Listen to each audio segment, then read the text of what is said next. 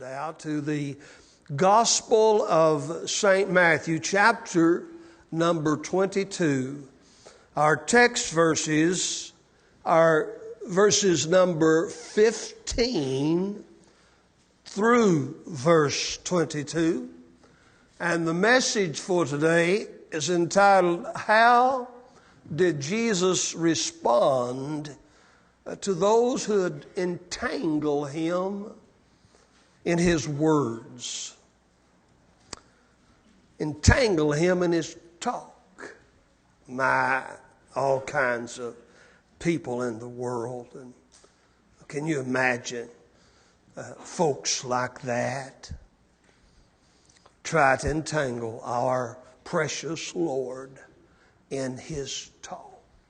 Matthew chapter number 22, look at verse number 15. The Bible said, Then went the Pharisees and took counsel how they might entangle Him in His talk.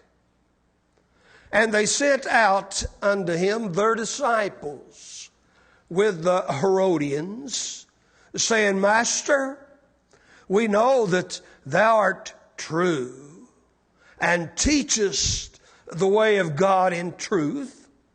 Neither carest Thou for any man, for Thou regardest not the person of men. Tell us, therefore, what thinkest Thou? Is it lawful to give tribute unto Caesar or not? But Jesus perceived their wickedness and said, Why tempt ye me, ye hypocrites? Show me the tribute money. They brought unto Him a penny. And He said unto them, Whose is this image and superscription? They said unto Him, Caesar's. Then said He unto them, Render therefore unto Caesar the things which are Caesar's, and unto God the things that are God's. When they had heard these words, they marveled and left Him and went their way. Let's pray. Father, thank You for this great host in this place today. Thank You for our visitors, our guests. Thank You, Lord, for the great family of God that worships in this place. Thank You for all You do for us. Father, for all the souls that have been saved, and Lord, we ask that You add many more to them. Lord, if anyone here today is not saved, God, help them to make this the hour that they enter the kingdom of God. Please, Lord, deal with every heart. This is a text greater than I, and Lord, Your Spirit could certainly use it to work in our hearts and our lives. And I pray that You will. Help me to preach, Lord. I'm so inadequate before a great God such as Thee. In Jesus' name, amen. It's inexplicable to me that even as Peter would later say in Acts chapter number 10 and verse 38, that Jesus went about doing good, and yet He said that He went about, He cast the devils out, take care of those that were oppressed by Satan, and healed the sick. He raised the dead, forgave people's sin, and yet they crucified Him. It's an inexplicable thing to me that religious people those that profess to be God's people, those that profess to embrace the Bible, could have treated the Son of God the way that they did. But our text for today is a demonstration of that. The Pharisees plotted against him and sought, as the text says, to entangle him in his talk. Now, they did this, please understand, to get him in trouble with the Roman government. They first deceptively flattered him. They come and said, Jesus, we know you're true. We know that you teach the way of God. We know that you don't have any regard to man. You just tell it like it is. We know that. And then, after a moment of flattery, they set their trap. They said, tell us, is it lawful to give tribute to Caesar or not? Well, they were shocked, literally shocked, when what they thought was a well-laid trap did not work. Jesus knew, the Bible said, their hearts, that he perceived their hearts, their wickedness, their hypocrisy. And he said, you wicked hypocrites, show me the tribute money. And one of them got a penny coin out of his pocket and reached it to Jesus.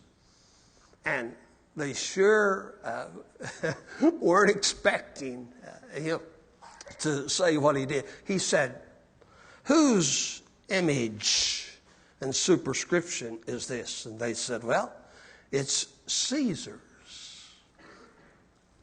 And he said, now, you give to Caesar what belongs to him, and you give to God what belongs to him. That was his message to them. Their diabolical plan had failed miserably.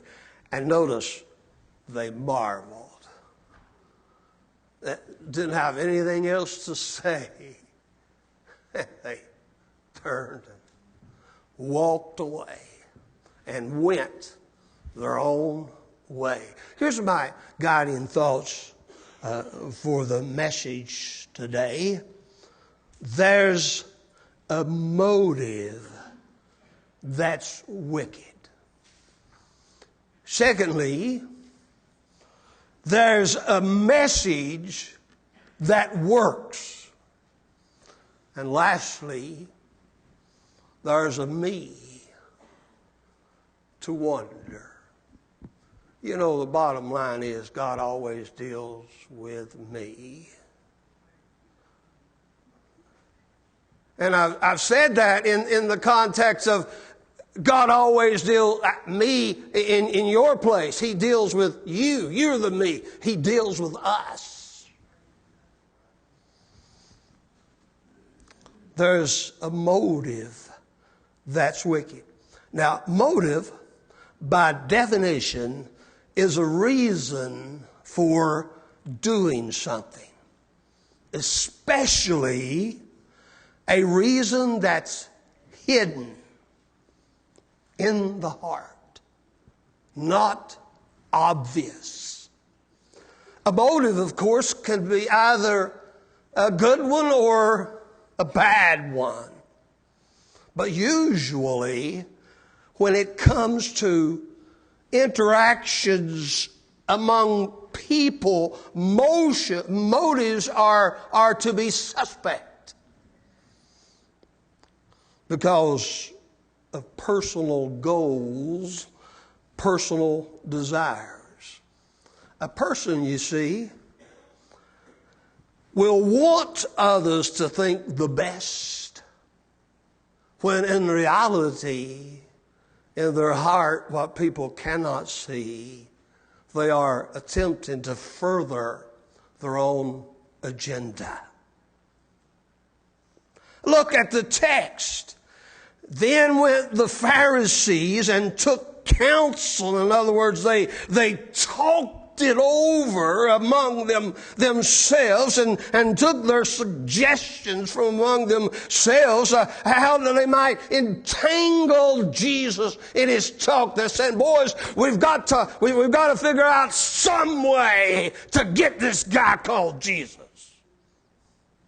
We'll have to get him in trouble with Rome. I know that the populace loves him. We dare not lay hands on him ourselves. We've got to get him in trouble with Rome. So,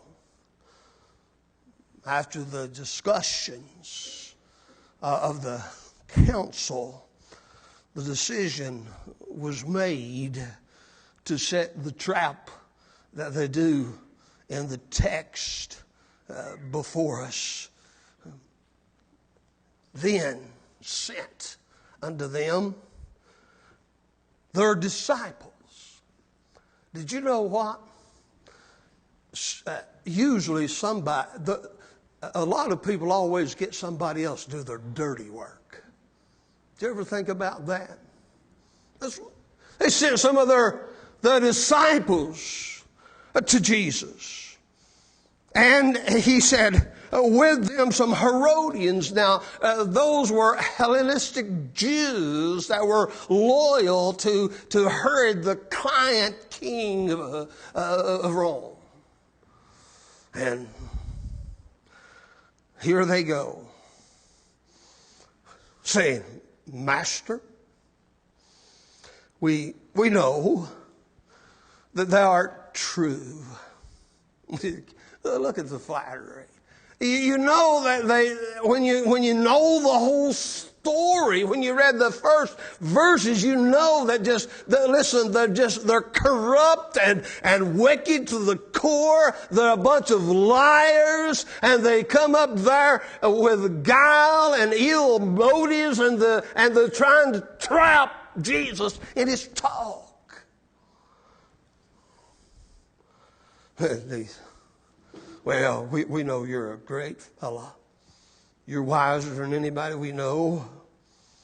And you teach the way of God in truth. Jesus, you're the best preacher we've had around here in these parts. You don't regard persons at all.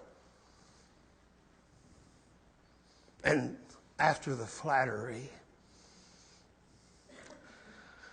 tell us, Lord, tell us, Jesus, tell us, what do you think about this? Is it lawful to give tribute to Caesar or not? Now, obviously, you'll notice how Jesus replied. But what we're first told is, but Jesus perceived their wickedness. Notice that. Jesus perceived their wickedness. In other words, that word perceived means that Jesus understood their wickedness. Jesus knew what they had in the back of their minds. Jesus knew what lay in the depths of their heart. He perceived their wickedness. That the reason for the question was simply to entrap him, entangle him in his talk. So, of course, he goes on to say, show me the tribute money. But here's what I want you to see. Jesus perceived their wickedness. I'm sure that you know this kind of intellectually. But sometimes what we know on the surface, we don't allow to sink down deep, as the scripture says, into our ears or into the hearing of our soul. God knows our hearts. God knows our thoughts. God knows every thought that enters into Pastor Rain's mind. And God knows every thought and every reason you do something. God knows it all. Nothing's hidden from Him. You know, you can fool people. And you've all heard the old saying, you know, you can fool some people all the time and all the people some of the time. But you can't fool God. Listen, you can fool people. And some of them, you can fool them all the time. But you can't fool God any of the time. Any of the time. Not once in your whole lifetime can you fool God. You might walk away from your interaction with people and say, I sure fooled them, but you'll never walk away from an interaction with God and say, I fooled Him. Because you'll never fool God. We'll never fool God. Listen, you know the story about David, how he was chosen to be king. 1 Samuel 16 and 7. There comes his older brothers. And they have some expertise, and they've already fought some battles, and their armor fits them just right, and they looked upon and said, "Whoa, surely," Samuel said, "surely that one is the Lord's anointed." But God said, "No, Samuel, that's not the Lord's anointed." And another one passed by in a similar thing. And then finally, all of them passed by. And the prophet said, "Isn't there one more son of David, of David's household? Isn't there one more son of Jesse? Isn't there one more?" "Yes, there's one, but he's out in the sheepfold, among the sheep, taking care of the sheep. He's just a young, strappling young man. You really wouldn't want him to consider him to be king. Bring him in." And he came in. And God put his finger on the prophet and on David and said, "That's the man." You've heard the song, "When man sees a shepherd boy, God may see a king." And he said, "Here's why. You're looking on the outward appearance of all of his brothers, and on the outward appearance, they sure look fine." But he said, "I've got eyes to look into the depths of man's soul, and I'm telling you right now, prophet of God, they're not the man for the job. I look on the heart, and in David's heart I see a man that I want to make king of Israel." Psalms 94 and 11. God knows our thoughts. Psalms 139 and 2. God knows our thoughts. And one of the passages said he knows our thoughts afar off. Those are afar off. God doesn't even have to get close to you. He knows your thoughts. What an awesome God. Listen, did you think about it this way? God knows the why. God knows the what. God knows the how. God knows the when. And God knows the where.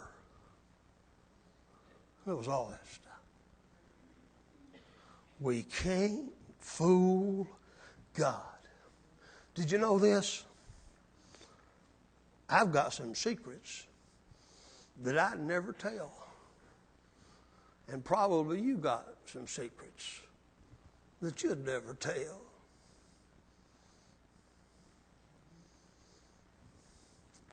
And don't tell me your secret, because I might figure out a way to use it against you. Amen? Now, I wouldn't do that, but what I want you to understand is you got to be careful to even tell your secrets, because when you do, you make yourself vulnerable. And I'll tell you what, sometimes you think right now you're certain you could trust an individual completely, but you don't know what a day may bring forth. It's enough that God knows your secrets. Psalms 44:21.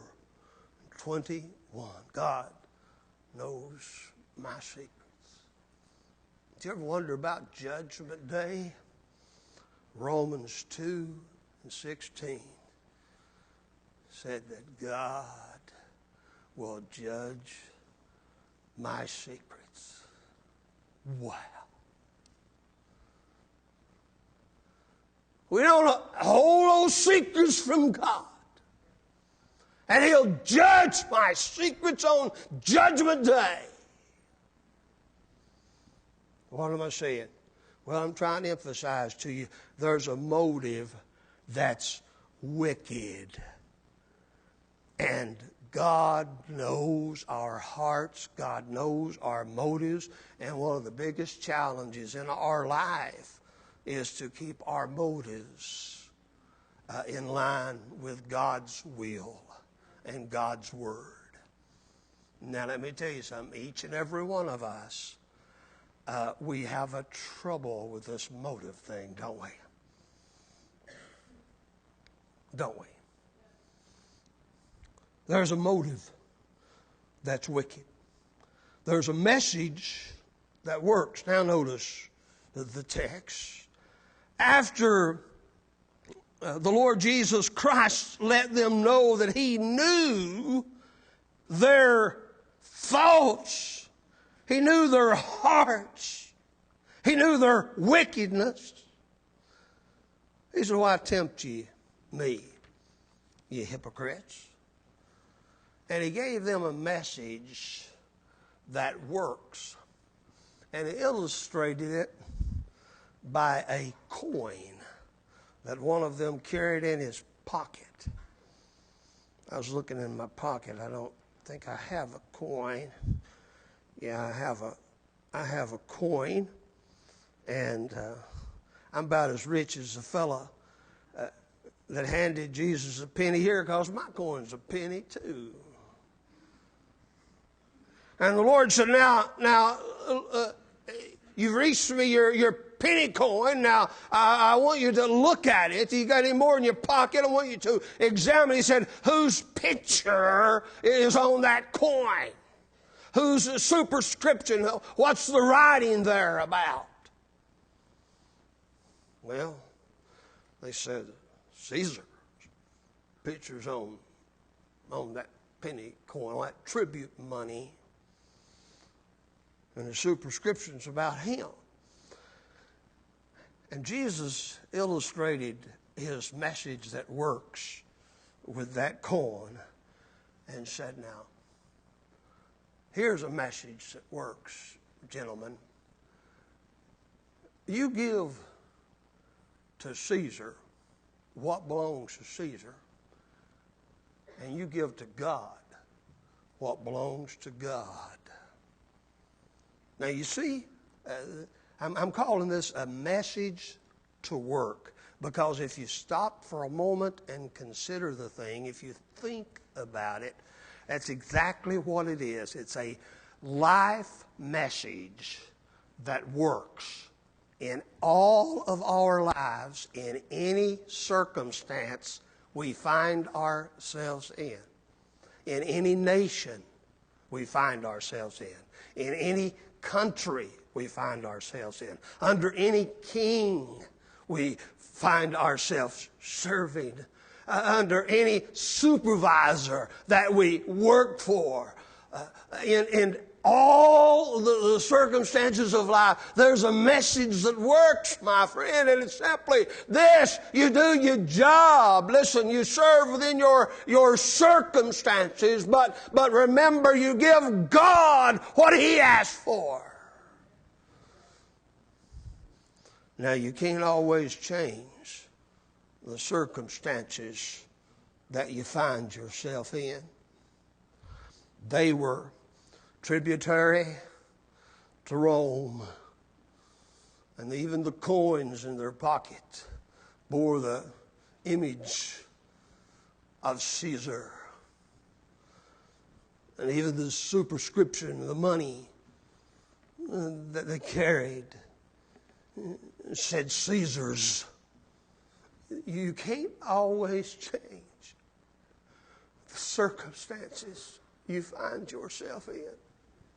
We're so lucky to be Americans. We're so lucky. You know, in some of those underground churches in China, over there in Nigeria, these places where Christians are being massacred and murdered. I just read the other day of a bunch, I think they were Muslims, of course. That's the most wicked bunch of people, and most wicked, it's a religion out of the depths of hell, went into that little Sunday school and killed that lady that taught and those 5 little kids in her Sunday school room. You can't always help the circumstances you're in. And every one of us in America, you ought to bow before a holy God every day and thank God you were born in America. We ought to thank God every day for the great land. And I thank God, thank God, thank God. Don't ever let me get unappreciative. Don't ever let me get unthankful. Don't ever let me take everything for granted. Listen, thank God. You can't always. A lot of people's in some bad circumstances in life. They sure are. I could go on and on about the circumstances, and a lot of people change their circumstances if they could, but they can't. But Jesus has got a message that'll work for you in any circumstance you're in. Let me give it to you in a way that you might understand it. Sometimes you just have to do the best you can do with the cards you've been dealt, and play the best hand you can play in life. That's it. That's the circumstances you're in. I don't know whether this fits or anything or not, but it jumped into my mind, so I'll let it jump out. I remember this must have been 40-something years ago.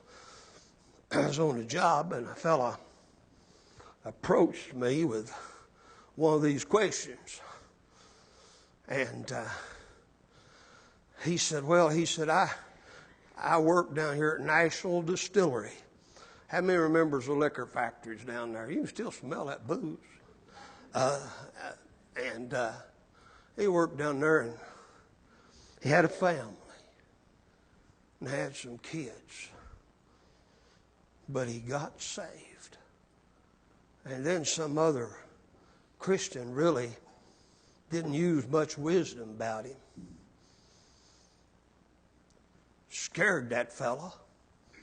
Had him thinking he had to quit his job because he made liquor.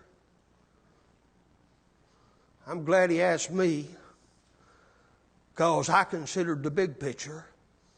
And I knew he had some kids. And I knew he had a wife. And I knew the job market wasn't as good as it should have been. And you know what Preacher Raines told him? I said, make that liquor and serve your God. Make that liquor and serve your God. Don't do something stupid because somebody don't know what they're talking about, told you to do it. Don't put your family on the line. Don't put your kids on the line. Don't put yourself on the line because of some idiot.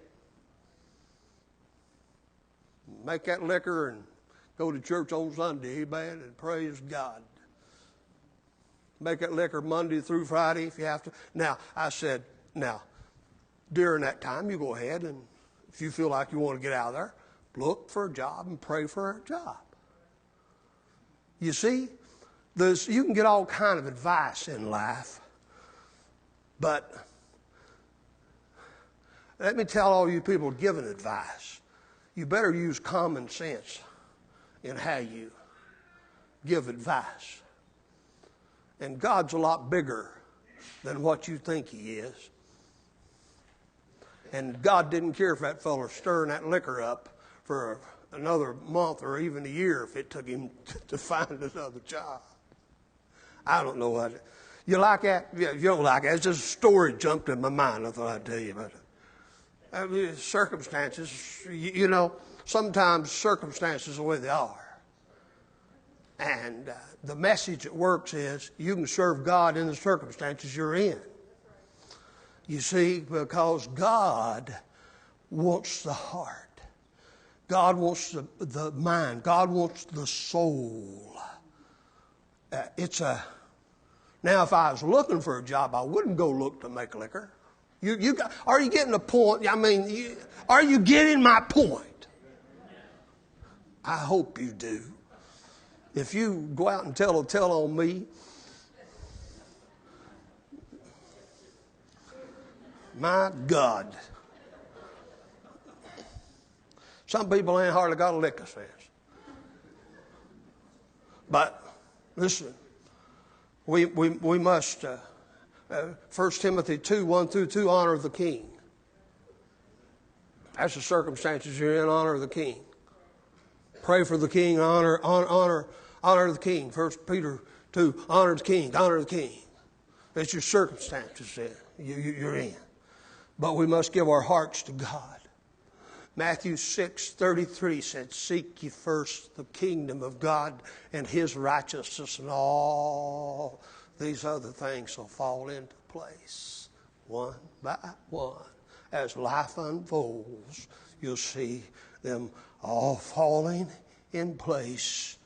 Acts 5:29 said it's better to obey God than man. Romans 8:28 said all things work together for good to them that love God, to them that are called according to His purpose. So, can you understand there's a message that works for everybody, and it'll work for you. Some of you here today, you might say, preacher, you just don't know the situation I work in. You don't know the situation in home. And I don't. And it might be a horrible circumstance. But I'll tell you what, my God is big enough to save you in the circumstances you're in. And He's big enough to accept your service in the circumstances you're in. Render to Caesar whatever you have to while you have to do it, but give to God what's His. And the Bible said, my son, give me thine heart. Lastly, I'll close with this. There's a me to wonder about. You say, preacher, where did you get that? Look at verse number 22. There's always a me to wonder about. When they heard these words, they marveled. That word marvel means they wondered. wonder.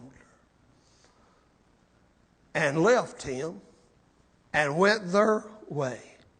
You see what Jesus said about government and God and their responsibility to both caused them to marvel. They wondered at what he had just said. Can this, we're tributary to Caesar, but we still owe something to God? Yeah, listen, but instead of obeying what God said, they just left and went their way. Kind of like the masses still do today. God speaks to their heart during the message, but they button it up and shove it down and stifle it away and silence the cry of their soul and walk out and go their way. Try to forget them, go their way. Listen, here's what we see. When confronted with the Word of God, it provokes thought. And it provokes some kind of response. There's a moment of marveling at the message. There's a moment of wondering at the Word. The Word of God takes away our excuses and calls us to Christ no matter what circumstances we're in. Preacher, after I get this, or after I do that, no. God says, render to God what's God's today. Calls us to Christ no matter what circumstances we're in. So what about me? What about you? Kyle, you're sitting there in the pew today. I'm going to sit over here with you. And the preacher's preaching the message. This is what I'm supposed to say. What about me, Lord? I'm wondering about me. I'm wondering what kind of shape my heart's in. What kind of motives have I got? What motives are moving me? What motives are moving us? What is our motive? Listen, Jesus has made it possible for us to be saved and live an acceptable Christian life in the world. He knows our heart. What will we do? What will we do? Will we get our motives in line with the message of God, with the will of God? Will we push me down? You know, John the Baptist, remember what he said? He said, he must increase, I must decrease. Well, what is John's motive? What's my motive? I wonder about me. You know, I don't wonder so much about you because I got to wonder about me. Huh? I don't want to pull no finger at you. I got 4 pulling back at me. 3 pulling back at me. I can't even count.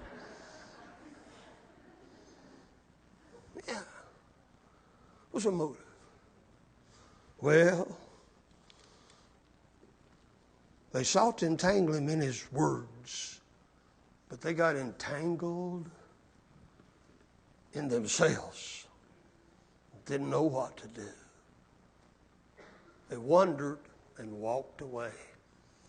It would have been the first will of God for them to wander and walk toward Jesus. You know what the will of God is God's will for you to wander right now and then walk to the altar. Wander and then pray.